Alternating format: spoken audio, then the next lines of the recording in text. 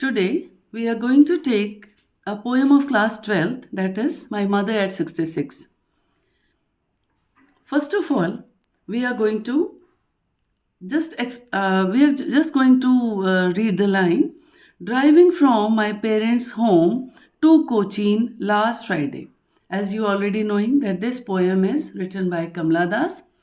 The poetess is very much emotional, and one day when she had gone to her mother's house, that day and that day she realized that my mother was growing old. But when the mother had gone to drop her at the airport, she saw her mother beside her in the car. Driving from my parents home to Cochin.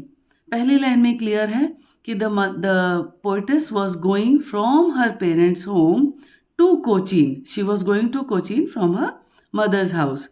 Last Friday, कब जा रही थी? Last Friday जा रही थी. I saw my mother beside me. Her mother was sitting beside her in the car. Doze, open mouth.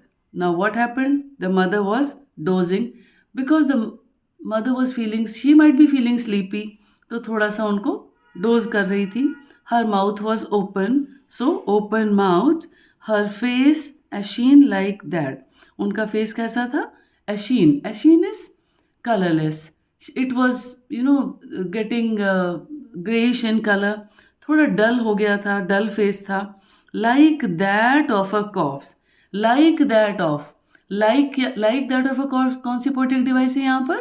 Simile. जब भी हम एज या लाइक का यूज करते हैं, that poetic device is called simile. तो यहाँ पर सिमिली का यूज किया गया है. So her mother was looking like a corpse. Corpse क्या होता है? Dead body. So because her mother's face was very dull and very colorless, so that is why she is saying her mother's face was like that of a corpse.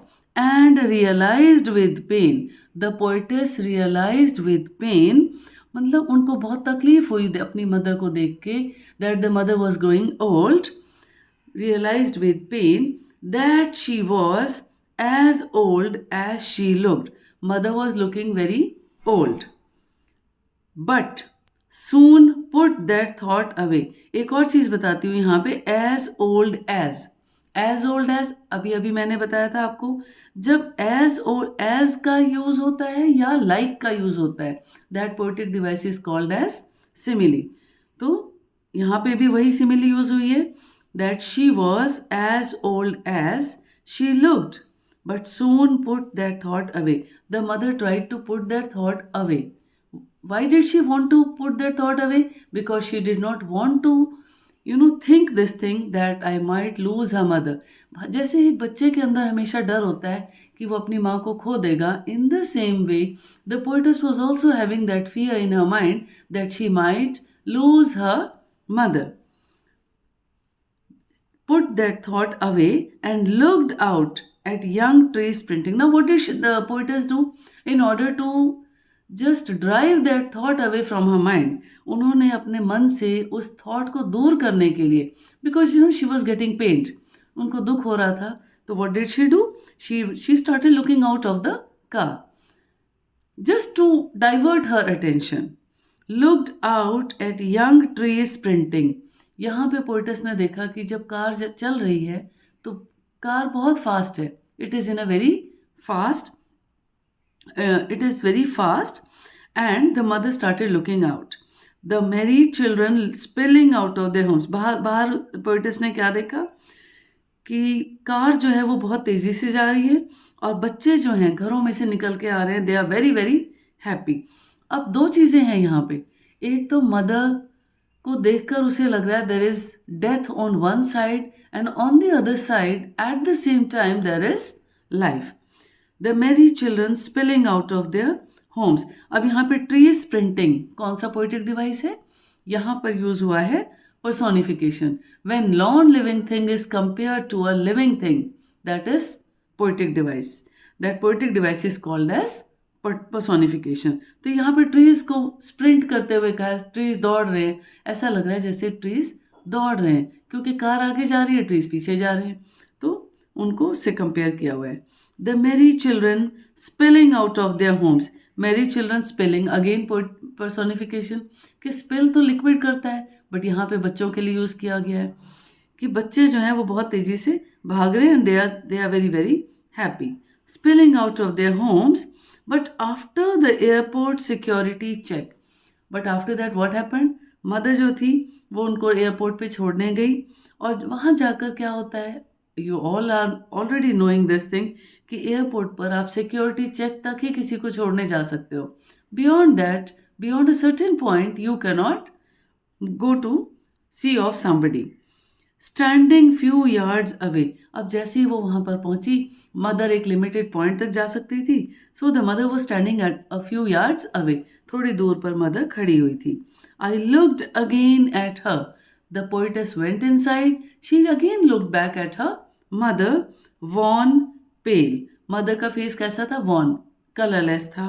पेल, पेल थोड़ा पीला पड़ा हुआ था, क्योंकि थोड़ी लाइफलेस सी वो लग रही थी. Already we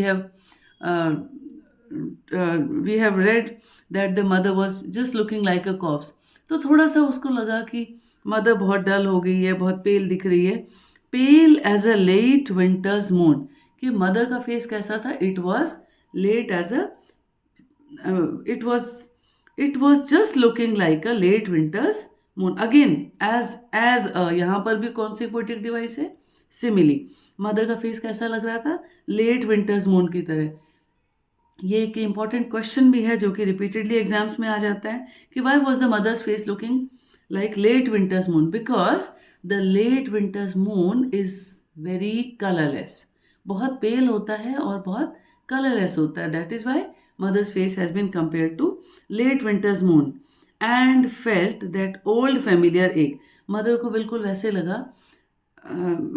The mother was feeling sad, though she might be feeling very sad because her daughter was going, but writer को ऐसा लगा कि as if she was having that old familiar ache.